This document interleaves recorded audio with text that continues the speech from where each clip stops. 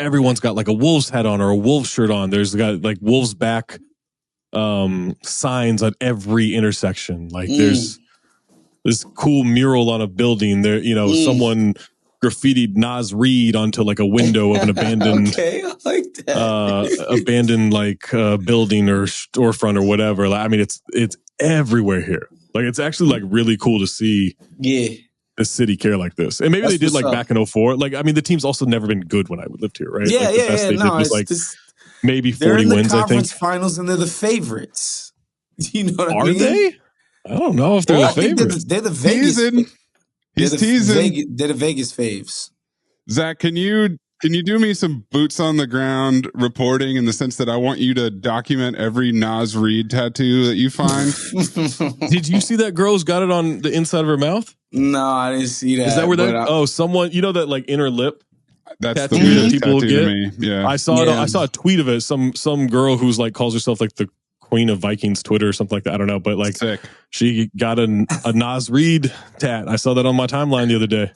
How do you earn that moniker? I looked a little bit at the profile. Like she's kind of hot, Okay. Like she's hot. Like she's got. Say less. But that's what we're giving it to her because of the merits. She's hot, so she gets to be the queen. No. I think it's more than that. Like I didn't peruse deep into her timeline or whatever. But like she's tweeting about the Wolves now. Like I'm sure she tweets like crazy about the Vikings. She seemed to have following of people that you would respect in Minneapolis sports. Okay. Like I think she legitimately seems to have that crown. I don't know if it's self-appointed or if it's actually her crown, but yeah. She seems like she seems into this. Like all my friends are into this, which they're all mostly Vikings and hockey fans before, some Wolf stuff, but yeah, it's crazy to see this city. I mean, like Carl Towns is everywhere. Ant is everywhere. It's nuts. I mean, their home crowds have been stupendous, tremendous. So yeah, like awesome. I remember when Rubio made his debut. So this was the lockout shortened season, and so it's the day after Christmas. That was the first game of the season. They played the Thunder, and this was Rubio's NBA debut. And like there was like a buzz. Like the city was crazy over this because he was like the next thing and everything, right? Like the hype was crazy. And that whole season until he got hurt when he blew out his ACL, like the city was pretty crazy. Like this blows it out of the water. Just from the little I've been here over the last day, it's way beyond that from what I've seen. I love it. Love hearing it. Yeah. It makes me wonder if they actually win this thing, which is, we haven't even started game one of the series, but they actually like win this thing, get to the finals. And I think they would have a good shot against Boston. They play them well. If they did win this thing, I do think this city would I think it's possible for them to supplant the Vikings as like the team of Minneapolis, which I never thought was possible. What do you mean? The Vikings have such a rich history of dominating the NFL. The Vikings love here is crazy. Yeah, the Vikings are moderately more successful New York Jets, if we're being real here. That is. Oh, yeah. We're being real here. No. I mean, they got a little farther with a washed-up Brett Favre. You're right. Yeah. In the AFC. I don't know what's going to be crazier, the Wolves game tonight or our New York live show. Oh, that's going to get crazier, bro. $20 Naz Reid tattoos for everybody who shows up to the New York live show. Yeah. We will tattoo you. You get to pick which one of us will tattoo you if you buy a VIP ticket. July 20th at Racket NYC, 8:00 live show. That's right. You guys have been clamoring for it. We did like a soft launch live show at Soho House in Toronto, and it was dope. And now we're saying, you know what? We're ready for the big time again. We're going to New York. We're going to the home of Big Waz. Yeah, man, it's really exciting. When was the last time we were in New York? Was that 2018? 2019? I know when we were supposed to be in New York. Yes. We're supposed to be there March of 2020. And then Rudy Gobert gave everybody COVID. I don't remember what happened. Right? Is that what happened? Yeah, kind of. George Sedano said he should be suspended from the league. Every microphone in The NBA. But that's the underrated part. The funniest part of that whole Rudy thing is not that he touched the microphone. It's not that everyone was like, "Oh, he gave everybody COVID." It's that George Sedano said he should be suspended for having. He should be suspended for having contracted the COVID-19 virus. It's just a fact. That's the thing that the most offensive thing that Rudy Gobert had ever done until he hit that jumper in Game 7 against the Nuggets. I'm still not over that jumper. That's crazy. Hit that. Oh, did I tell you the story of that jumper, that turnaround jumper? Which one? I thought it was the Jokic, where he did the Sombor shuffle to Jokic. He catches it off the inbounds play. He's shimmy shaking. He turns around, flings it up, and then the Angels in the outfield guided it through the net. Yeah, that one. So I was at a hotel bar watching it with the great Miles Brown. Right, Miles, my buddy. We used to cover the Wolves together, and he was in LA, and so we were watching it, And so at a certain point in the second half, they're down 20. Miles is like, I don't want to he's just not locked into the game anymore. It looks like they're going to get their ass kicked. And so he starts just telling me about work. And he's not really paying attention to the game. And as he's doing this, now it's a 12-point game. Now it's an 8-point game. And he locks it. He's like, I have to not pay attention to this game. I was like, well, just tell me about work, right? So I'm watching the game and he's telling me about everything that's going on and everything. And, but at one point I was I'm looking at him. I look back up at the screen and I see that shot go up and go in. I was like, holy shit, they're up 4 now, right? I can't believe that went in. And he's like, who hit that? I said, oh, Towns. Because I hadn't adjusted my life. So I see a jumper from a big man go up and I'm like, oh, Towns hit it. And then I see the replay. I was like, wait, that was Rudy. Yeah, what the fuck? I was blown away. Crazy. Yeah. But still, Game 7 was crazy. Not as crazy as the live show. I'm not done with this. Friday, May 24th, pre-sale. Are you a Patreon member? You get that Patreon link right now, right? Patreon.com/countthedings. Sign up. You will get 25% off tickets to the show. That's a quarter. That's a whole quarter. How can we even afford that? How can we even afford that? We're losing money now. We're giving it away. We're giving the show away for 75% of the price if you're a Patreon member. That's right. Yeah. Obviously, the whole crew's going to be there and expect some special unannounced guests. It's New York City. We can actually wrangle some of our friends to come and mess with us at the show. So that aspect will be dope. And again, it'll be the first time that we're all doing this since, 5 years at the least. So this is just really exciting stuff, man. Yeah, the last one was October of 2019? Was that when we did? Wow. Yeah, that was San Francisco. San Francisco? Yeah. That was at the Independent. That was my neck of the woods. Now we're doing a home and home. 5 years later, Waz gets the home game. Wait till we come to Minneapolis for the parade. In between, impromptu live show. That's not going to happen. But the live show in New York will happen. Is that what happened? Look, if he does, it's going to be a whole fight. It's going to be a whole fight. We ain't doing it piecemeal. We ain't doing a fadeaway. Fadeaway. Layaway. I cannot wait. I'm getting there early. I am going to look for everything A-Rod and Glenn. That is my zone tonight. I am just looking for A-Rod because, I was told that Glenn comes up and says hi. Yeah, you got to see that. He's doing big bank account, big dick energy moves of just hey man, what's going on? Good to see you. I'm here for all this. That's so weird that you're back. He's good so to see disrespectful. Thanks for supporting my team. Yeah, my team is funny as hell. Thanks for that cash. Thanks for that cash you sent me. I'll give you 25% off on your tickets. Yes. I think A-Rod's got to buy tickets, right? Yeah, I'm pretty sure.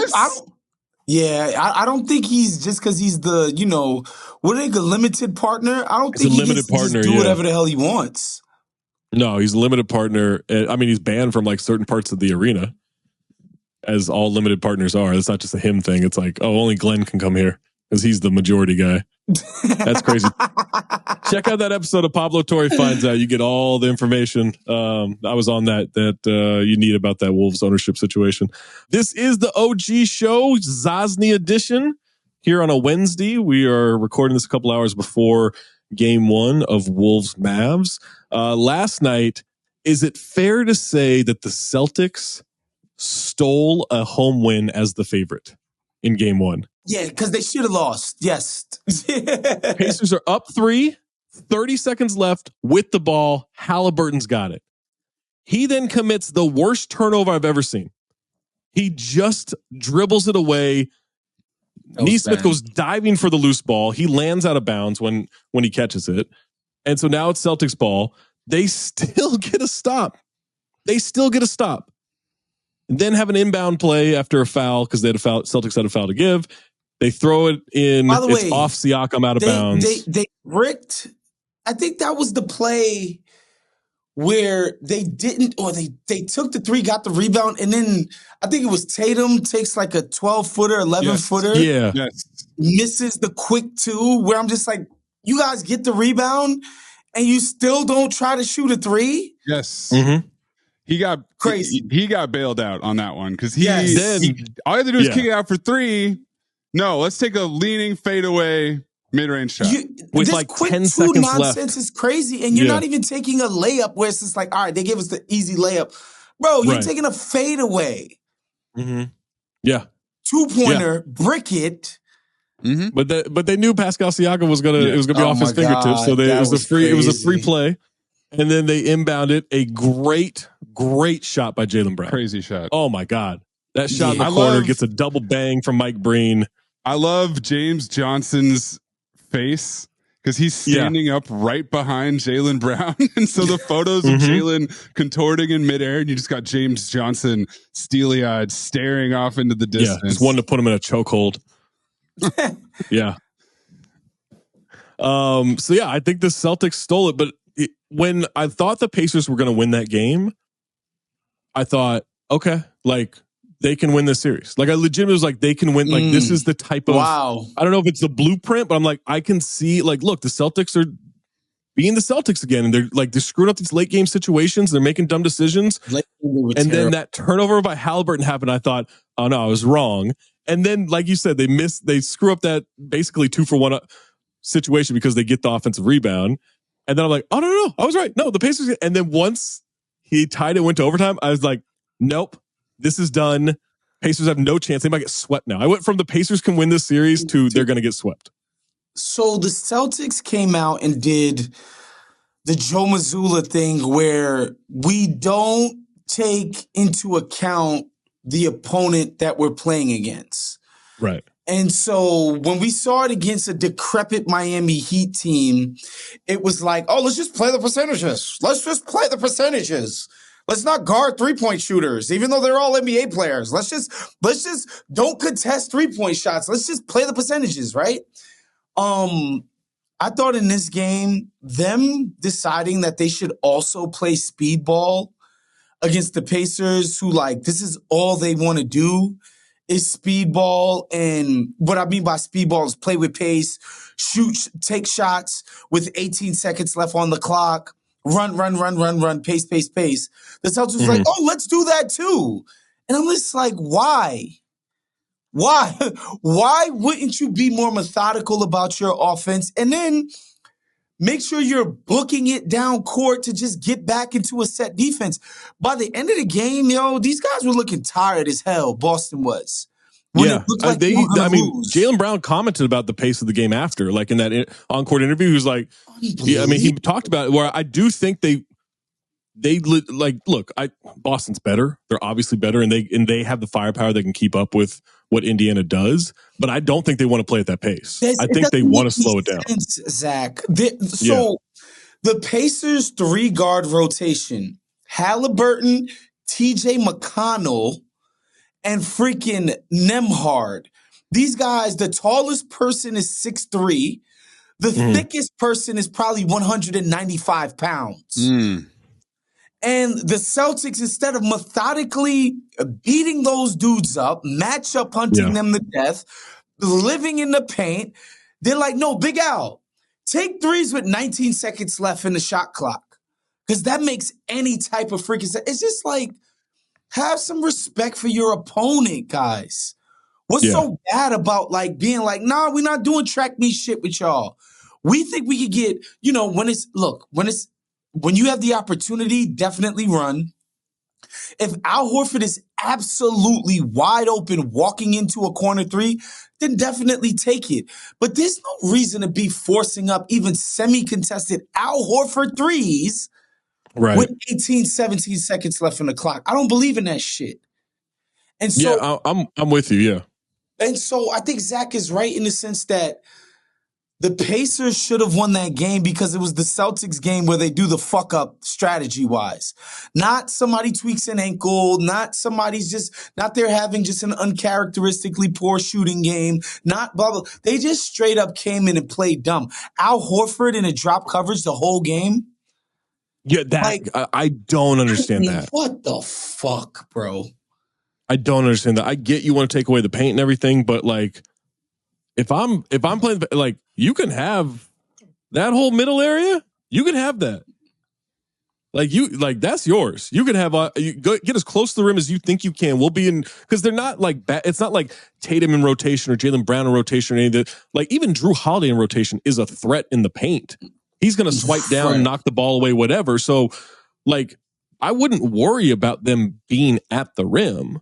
But I worry about like them coming around a screen, just firing off a three. That's crazy to me. That, and also when the screener inevitably plants the guy that's playing point of attack defense, and there's this huge freaking chasm between freaking Nembhard and Al Horford, and Al Horford is so far back, and the other defender is trailing the play from so far away. Nembhard is looking like Steve Nash. He's just diming dudes up. As soon as Horford takes a step in his direction, dime. And Siakam's like, oh, yeah, I could make 16-footers. I'm built for this. I was like, yo, like, did y'all not, like, just even attempt to make these guys uncomfortable in what they're doing? Like, it never happened. But they still won. And so, shouts to them. Yeah, shouts to them. But I do think I think it's a simple adjustments now. And if they try to play the Pacers game, then I think the Pacers can make it a series. If they take that away, like the Pacers don't have another way to play. No, like they really don't. Like you have to get injured or you really have to screw things up. And like the Celtics are just better, right? Which is not a crazy idea. Like it doesn't feel as dramatic because the styles don't work this way, but last night felt like a Heat Celtics playoff game where they didn't take into account the way the Heat want to play. They did not take into account the way the Pacers like to operate. And I truly believe you take that away from them, if you slow it down, if you beat them up physically, like you're saying, they don't have another. They're going to put in who? Like they don't have another way of playing. Like TJ McConnell's going to come in and gotta get some uptick. Have it. Yeah, TJ McConnell finally looked human in the playoffs for the first time this year. Bro, it was the first half. There's no way anyone's ever been happier than the Celtics crowd watching McConnell and Pritchard go at each other. Bruh, there was a play in the first half where, because the whole playoffs where nobody could stay in front of TJ McConnell, I'm just like, insane. What is going on? And then Drew Holiday got taken to the rack, and then he made I was like, this can't be happening. This can't actually be a thing. That's gotta look. I don't want to be disrespectful to TJ McConnell, but the only way that happens is if Drew Holiday thought there's no way he's making this layup. Right? Like, what the fuck, man? That's the only way I'll buy that. They finally ended up making him look human. I thought Drew Holiday in the second half did a great job on Halliburton. Actually earned that outsized reputation that he has this game. That was nice to see. It was dope. Drew Holiday probably won the game for them if we're being real. Aside from Jaylen Brown heroics at the end, but Drew Holiday, the job he did on Halliburton, he was great. And 28 points. He made his jump shots today. Yesterday, excuse me. Drew Holiday was excellent. So salute to him. But yeah, the Celtics have to, newsflash, in the conference finals, play well if they want to go to the NBA championship. I don't know if they do. I just don't think they could be horrible. I don't know that they have to be that good. Because to me, I think Drew Holiday has to play that level of defense, which is all NBA. Yeah. Which he's more than capable of doing. And they have to be smarter in execution. Like, they actually have to execute. To me, that's playing well, like actually hitting your marks in the game plan that your freaking coach coached you. Like, when I watched the Pacers, I was like, God damn, these dudes, the way the ball is zipping around everywhere, I'm like, yo, these dudes are locked the fuck in. They're relentless, The Celtics, I'm just like, bruh. I'm sorry, Jason Tatum, I don't give a fuck. If Halliburton gets switched on you or Nembhard or goddamn TJ, bruh, I don't want to see no damn step back side steps. Get to the goddamn basket. Do you know how cool it looks though, Waz? Like when you hit a step back jumper? Especially when you wear a Kobe shirt in warm-ups, it looks even better. It's just insane, dude. They should be bludgeoning these guys in the paint. Like, I'm talking about clobbering these kids. Do you think there's part of Jason Tatum that is mad he has a signature shoe because he can't wear Kobe's anymore? Nah, he could just put KB 24-8 on there. You know what I'm saying? Like, he just write it on there because, that's a thing. But yeah, I obviously I think the Celtics are still going to win the series. I think even if they lost yesterday, I'd still pick them to win the series. But Game 2 in Boston would have been a tense affair. Oh my God. Yeah, I actually think it might have ruined the interest that this series, not that the series will have, but that it could draw. If they had dropped Game 1, now I think, like you're saying, there's tension. It's intense. Yeah, they're like there's an anxiousness there, right? Whereas now I think it's kind of like, we're better than them. We'll find a way to win. So another interesting wrinkle, unless you got more on the Celtics and no, I'm good. No. Okay.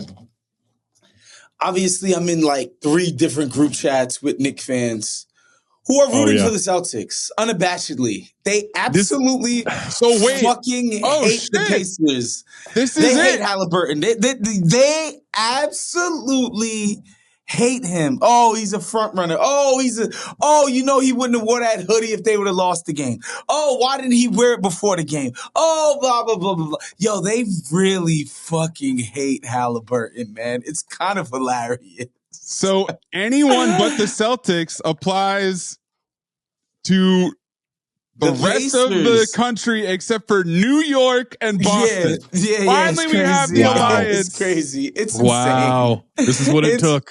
I'm like, wait, all of y'all are really rooting for the Celtics? Yo, people have just a bad taste in their mouth from the Halliburton situation. You know who didn't care about that game last night? Reggie Miller. You know how I know? How do you know, Zach? Because he was on my flight. Now, I don't know if he watched the game during the flight, but Reggie they got to have cable in first class, no? Well, they had it in comfort, so yeah, I'm sure they do. But okay, so maybe he was watching during the flight. No, but I was watching Reggie was going to Minnesota. TNT has the Minnesotas. There's nothing he could do about that, Zach. He has to go to work. But let me tell you. All right, now we're waiting for our bags of baggage claim. Reggie is wearing a face covering. Oh, okay. He's wearing a face covering, but like, you're still 6'7". Yep. Yeah. We know who the fuck you are, bro. Still looks like an alien. And you have like very recognizable eyes. I know this because I looked immediately. Oh, there's Reggie Miller. Like, pretty obvious, right? Out? Also, you're like the Apple facial recognition. He's the Apple facial recognition in human form, but just for Reggie Miller. And also, there was a chauffeur there that had Reginald Miller on a giant placard. Reginald. Which I saw first before I saw Reggie. I saw Reginald Miller. I laughed and it didn't click for me. And then I saw him. I was like, oh, right. And so I'm watching on my phone. It's tense, right? It's fourth quarter overtime. Watching on my phone. No, it wasn't overtime yet. It was fourth quarter towards the end. And Reggie's chilling. Just chilling. Not on his phone. Not locked into Not on his phone. Not locked in. Just sitting there chilling, waiting for bags to come down. Bags come down. He goes and grabs his bags. This is the thing I found interesting, okay? And this is how I know, I can, just by seeing this one thing, I know that he does this every single time. Because when they grab the bags, they're leaving to the left. He walks out of his way to the right, rips the tags off his bags and throws them away and then goes the other way, which makes me think, or makes me know that this is something that Reggie does every time at a baggage claim. He's tearing the tags off his case immediately, which I find fascinating. I thought about that for the next 10 minutes easily. Do you think it's because I don't take my Reggie Miller on it and people might it's not that big though. Like at that point, he's got his bags. Like he's walking to the car. I don't rip mine off until the next time trip. No, until the next time I'm checking it. Feel me? Oh, yeah. Because sometimes, I don't even, I will have checked the carry-on type of thing, but it's not coming off until the next time I have to put another check bag joint on there. Right. For me. So the fact that he's getting it off a baggage claim, ripping the tag immediately. That's interesting. That's quite interesting. And he walked out of his way to throw it away. Like this was not on the way, just like, oh, you know what? Here's a garbage can. Like he walked way out of his way to do it. Found that interesting. I was watching the 30 Rock episode where they did a drinking game every time the Today Show did a travel tip. So go ahead and drink, y'all. Rip your tags off immediately, Reggie Miller style. What do we think for Wolves Mavs tonight? The city's abuzz. The city's howling. There's your episode title. The city's howling. The city's howling. The condescension is hilarious. The terrible pun is crazy. Being condescending?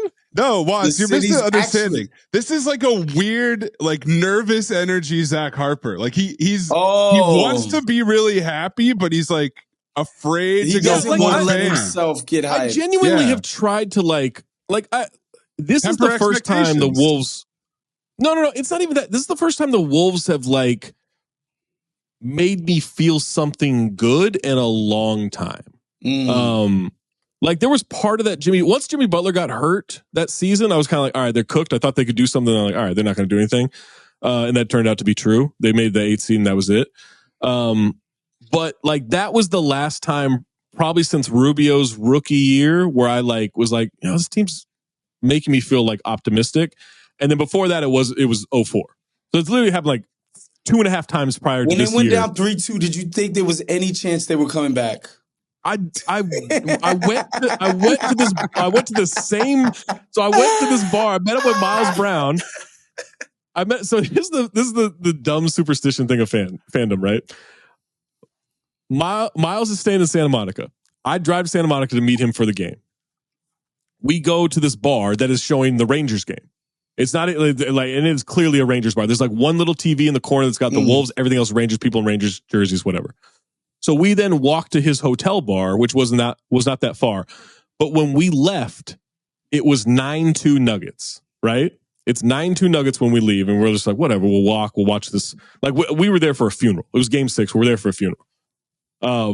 We get to the bar, Wolves are up 34-11.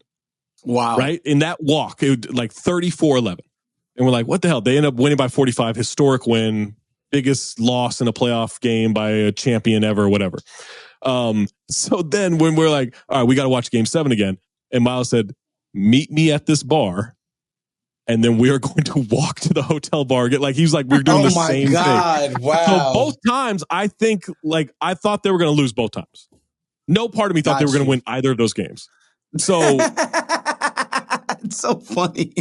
I had optimism after 2-0, but then once it was 2-2, I was like, oh, they're cooked. And then after game 5, I was like, oh yeah, this is Delver.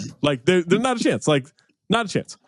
And then they win both those games, and I'm like, I'm so good. It's the first time where I've legitimately thought this team can win a championship. This franchise can win a championship. But also, I have genuinely, I think, no offense to anyone who's going to get offended by this. I don't mean it totally this way. For some people I do, but not most. I think media people openly rooting for a team in a sport they cover is awful and ruins coverage. I genuinely do. I think it's awful and it ruins coverage and credibility. I years ago when I got into this thing in 07, 08, right? I genuinely was trying to separate myself from being a Wolves fan. One, because it didn't do me any fucking good. Right. And two, I'm like, it's called therapy. I would rather be correct than biased, right? Yeah. It was a pure vanity thing. That's my whole thing. I root for my picks. I don't root for anything else. Right, exactly. I would rather be right. And And most times I am, because most times I've been like, yeah, this team's not good enough. But this time around, I'm like, I'm not rooting for them. Like, I'm genuinely not rooting for them. I do have friends in the organization that I hope are successful. And I do like want my friends who are Wolves fans to be happy about this, because I've never seen this kind of energy from them. But also part of me goes into tonight's game wondering, like, when's the letdown going to happen for this whole thing? Right? Because like Luka and Kyrie are good. That Dallas team is good. They're really good. Like that, yeah. I don't know if people like realize like how good this Dallas really good. The truth of the matter is, if Luka wasn't like hampered, they would have smoked OKC in like 5 games. But smoked them for real. Because Luka can't do the like, I'm just gonna drop 35 every game right now. It was a closer series. But I think if Luka was right, like, remember that first series against the Clippers where they just couldn't do anything? Like, that's what would have happened. Okay? Yeah. OKC is worse defenders than what Paul George and Kawhi Leonard were 4 years ago. You feel me? Like, right. Like that's why I think that series was closer than the Mavs are legitimately good. I just think the Wolves. The Wolves. Yeah, the Wolves are legit, man. They're legitimately talented. They're legitimate. Their size is legit. Their size is functional. They're gonna they're gonna be good, bro. I think this is gonna be a sneaky, very defensive series. Yeah, it is. It is super defensive. Super defensive. I'm really curious to see, the big matchup to me is, I think, if the Mavs can stay small with PJ essentially playing the 4 against the Wolves with Towns and Gobert. Like, I want to see how that all shakes out. The Wolves, I think, as many people know, because of the Tim Connolly thing, were built to defend Jokic, and we saw it come to fruition. So now it's like, all right, new team, new style. The blueprint was the Lakers in 2020, who had the last vestiges of Dwight Howard not being cooked and had AD in the sort of Rudy role. And they started that jumbo package. And Tim Connolly was like, damn, that shit kind of slowed us down. Us. Yeah. You know what I mean? Like, shit, let's do a version of that jumbo package.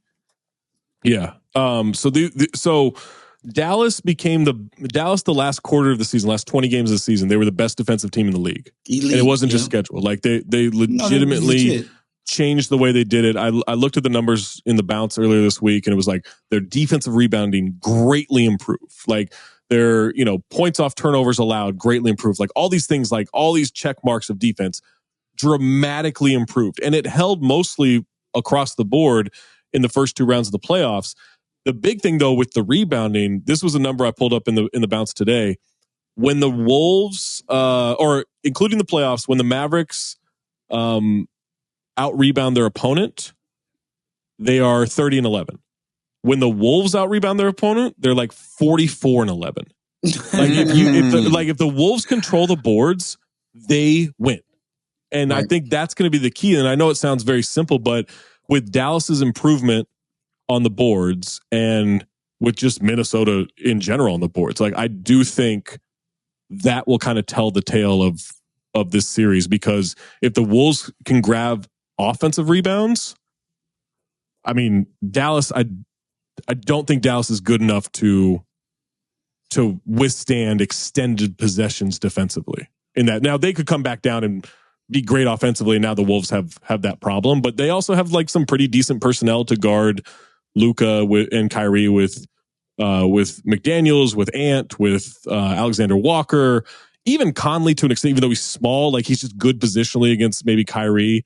So and then they'll be able to cut off the paint. Like I do think it's a fascinating like schematic matchup between these two teams. Yeah, and the cool thing about Luka and are that just having length is not enough, bro.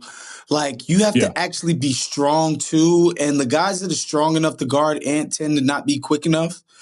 Like, the only person I've seen this year on an island do well against Ant was OG Anunoby. And that's why he's fucking OG Anunoby. Like, he's the only person who's that huge and moves the way that he does. But like Derek Lively Jr. is skinny. PJ Washington is skinny. But also when Ant tries to guard Luka or Jaden McDaniels tries to guard Luka, like Luka's a hefty boy too. So that's going to be a fascinating way to see like what the Wings are able to do defensively. If they could just hold up on an island with, a normal size amount of help. The amount of help Denver ended up having to send towards the end of the series where they're just giving hard-ass doubles on Ant, just automatically creating rotations for their defense behind it, and just making the Wolves look like a potent-ass fucking offense behind.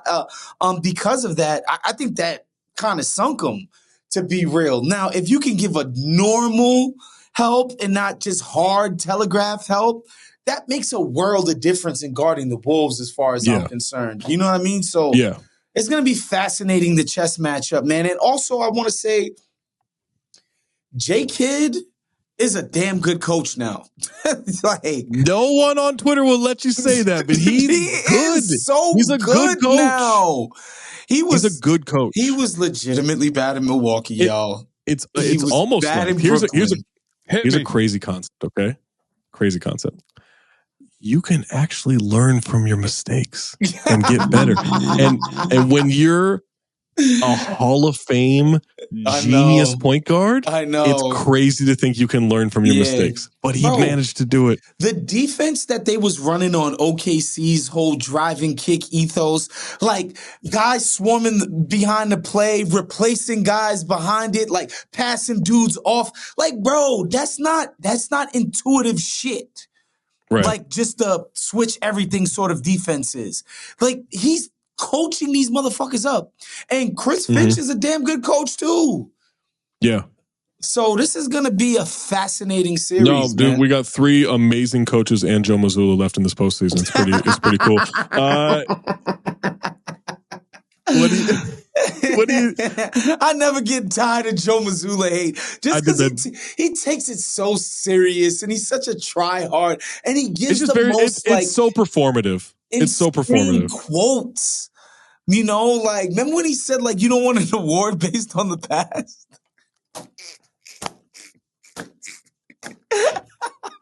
So I assume that the Celtics will bow out of any all NBA selections that are announced tonight. Because it's based on the past. You don't want to. Based on the past doesn't mean anything to us. Doesn't mean anything. When they asked him if he was optimistic about Porzingis, and he said, "I'm pretty optimistic all the time." Hi, man, yo, got your ass. I'm always optimistic. I dare you to ask me that question again. I don't think you should be allowed to coach like a 60-win team or a number 1. I don't think that should be your first job. Call it the Luke Walton corollary, whatever you want to call it. Yeah, that's a good point. You need to put in your time on a bad team before you get a good team. At the same time, I don't want your first job to be Charlotte next year. No. Right? That's tough too. Fine. Mediocre team. Yeah. Whatever. But just when you have a fully functional team and you have a coach who says, I want to ascend to a executive role so I don't have to go on the road every day. Yeah, facts. Brad Stevens. This dude hire someone who's coached before. He's smart, man. He's smart. He knew what he was doing there. And now he's set up for life. He's never getting fired in Boston. He's set up for life. He's good. Yeah. He's never getting traded to the Clippers. Took us to as many finals as Danny Ainge already. No, that's a lie. They went to the KG finals. I always forget about those. But maybe this year. Who do you think has a more important offseason in front of them? Denver trying to fill out that bench or the Thunder trying to maybe reshape a couple of things? It's the Thunder because Denver, in many ways, their mission is so clear. They need secondary ball handling behind Murray.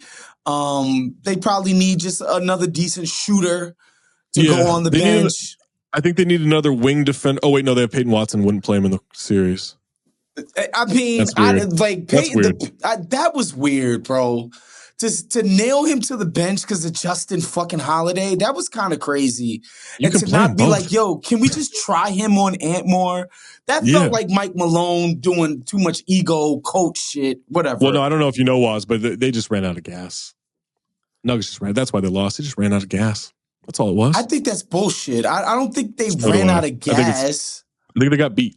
They got beat. And also, part of it too, Zach, after you win a championship, dog, like, it's okay. Y'all motherfuckers was way more complacent. You guys were just way more relaxed. Like, that's what happened. And you got smacked in the mouth because of it. You know what I mean? Like, that's part of it. That's why repeating is so fucking hard, bro. Everybody's spent the whole offseason, everybody kissing your ass. Every chick that you wanted to talk to, all of a sudden picking up your phone calls. And like, it's crazy. Like, everything done changed. You just walk with a different strut. And you're just like, oh, I'm the shit now. I'm the champion now. And the disease of more phone calls. That's what Pat Riley used to talk about. The disease of more DMs. That's why you gotta go into airplane mode like Derrick Jones Jr., you know? So don't answer those calls. So, yeah, I think they need the secondary ball handling. They could just use another real NBA player on their bench that isn't Reggie Jackson and Justin Holiday. And I think if Jamal Murray, by the way, the Jamal Murray being healthy thing, that's something to monitor. That's where I don't buy the whole lot. Like they ran out of gas thing. I do buy that Jamal wasn't healthy. He just didn't look as good as he looked the year before in the bubble, but like in the playoffs, like he just didn't look as good. But guess what? He's got the ACL. He's had a hammy in the past. Dealt with a calf this year. I don't know that this isn't gonna have carryover effects. You know, so that's the kind of thing where it's just like, yo, you need another pick and roll Jokic partner that can be potent. Yeah. You know, when Murray's not playing or when he's hobbled. But to say that, to answer your question, whose offseason is more critical, I think it is OKC because, like, what do they need to do? What is an imperative for them? I think Denver's is defined. What's their imperative this offseason? And especially with a GM who loves his picks, y'all. Oh, I got so many picks. I got to pick them. The pick monster. He got 3 more picks in the first round this year, Zach. I don't know if you heard. Sam Presti got a lot of picks. We got to stop saying, well, they can trade the 12th pick in this draft. That ain't worth shit. Not in this draft. Most drafts, sure. You might as well trade for 35. Yeah. Like this is not the draft to be like, ooh, we can get the 12th. But yeah, I mean, they have a lot of assets to use. I think they need a big man, not even a full-time, but just like they will run into Jokic at some point. And you're just going to need 18, 20 minutes of heft off the bench. Yeah. It's just, y'all got to do you something. just will. It's not going to be Jalen Williams, the other one. They ended up playing Jalen Williams at the end of games, man. Jalen and Shaq. Yes. Yeah. What I will say, at least their shooting isn't severely compromised by doing that. I was saying they need somebody who is good at rebounding their position too. Right? Like if you do get a more standard power forward, that motherfucker better be able to rebound his position well. You know, whoever, whatever it is. You know, I don't know. I'm curious to see what they do, guys. I don't think they're going to make a big move. Right. I don't think they're going to make well, I don't know what the big move is. Right. Yeah. I just don't know what that is. How do you feel about Lauri Markkanen? Yo, you better come with, like, Utah is not. But they have the war chest. It's a perfect marriage. Nobody loves picks and fetishization of picks more than Danny Ainge. Show me your picks. I'll show you mine. Exactly. I think he's really good. He's really, really good. Don't get me wrong. I'm not selling the war chest for Lauri Markkanen. And he's not that good of a rebound. Like, he's not the guy that's like, oh yeah, he'll help us lock up the boards. He can rebound. Did I send you solid? Did I send you that Stephen A. clip about KD? Moody. Nobody wants to be around him. Nobody knows how to approach him. Wants to just come to work and then go home. He's a 5:02 p.m., 5:01 p.m. type of guy. Clocks out as soon as he's done. Not bringing the team together. Not planning dinners. Not having this. Not blah blah blah that. Would you want KD to come through? Yes. With the great mood. Come here, be a monster. Hey, I need you at 7 p.m. I need you from 7 to 9:30. That's when I need you. And you can go home. And you can go do whatever the fuck you want after that. You want to bring that around your young guys, huh? Ooh, or I could have Josh Giddey. What do I want? Wait, Waz, you don't think KD's going to be barking in post-game interviews with the rest of the team? I think they got the structure. They got the... Listen, Josh motherfucking Giddey. Oh, I'm so happy you reminded me, boy. Oh, God. Because we called it from his first summer league dribble. Well, hold on. The royal we. The Zosny pod. We called this thing from his first summer league dribble. Man got ripped at half court in summer league. Come on now. By a G Leaguer. By a G Leaguer. Actually, I don't even remember who did. It might have been a good player, but I just remember. I remember it was the second he put the ball on the ground. You and I both went, "Uh-oh," but I didn't make any. I was just like, "Oh, that looks weird." And then you tweeted out, "He doesn't have it, y'all." He ain't it. He ain't it. Real quick before we go, what do we think? What do we think? This Lakers thing gonna be JJ Redick? I almost think it's too much of a story and a rumor now for it to be him. I'm rooting for it because it's gonna provide a lot of drama for us in our profession next year. What I need real quick, what I need is I need JJ to be hired, and then I don't want them banking episodes. I need a weekly. That's what I was going to say. Change your mind, or what is it? Mind the game podcast. I need Player a weekly, and coach weekly, as long and we need as to break Mind down the Game stays on the air. And I'm gonna track how jovial is that podcast throughout the season. That's what I want. That would be incredible. Just a quick note. I think JJ is going to get the job. It would just seem weird if he didn't at this point. Yeah, like, there's almost too much zeroing in for there not to be fire, right? The thing that put it over the top to me was you have to foul when you're up 3. Insanity. My third eye was burning. He wouldn't shut up about it on the call, and then LeBron had to go on Twitter and say, full disclosure, I'm a JJ guy. I enjoy the podcast. And you're a Clutch guy. It's in Clutch we trust, of course. I've enjoyed his debut as, stepping in for Jeff Van Gundy and or Doc Rivers, who stepped in for Jeff Van Gundy. I don't know that the chemistry has been completely nailed yet, but they just got thrown in. These people haven't known each other for 20 years the way Van Gundy and Mark Jackson and Breen did and all of that stuff. I was slightly annoyed with the Monday morning quarterbacking live on the broadcast about, well, that's what I would have did. And it's just like, come on, son. Like, realistically, like the job interview was. Bro, and the way these refs will call your ass for a 3-shot foul, and we don't even really know the rules on a continuation, or trying to pretend that the fouling up 3 is that obvious when they're taking it out on their side of the court. I just thought it was just, come on, man. Cut the coach some goddamn slack, please. Dude, this may be in my head, so I'm not saying it's there. Do we think Doris and JJ like each other? Do they like, because it to me, it seems like there is some, I can't tell if it's just like regular, like, oh, we're coworkers, we're ball busting, or if it's like, I'm going to disagree with almost everything you fucking say because I don't think you're right. It's hard to tell if they do. I think the problem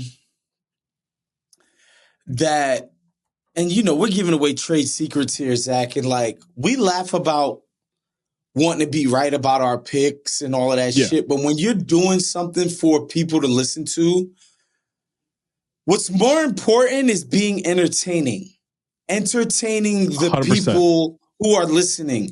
Nobody 100%. Cares if you're fucking right about some little strategy wrinkle, bro. Y'all should not be arguing about strategy during the broadcast. Right. Nobody wants to hear that shit. Guess what? Let's say, like, I come out here, I'm like, Wolves are going to sweep the Mavs. This is over. These guys can't play with them, whatever. And then the Mavs go up like 3-0 on them.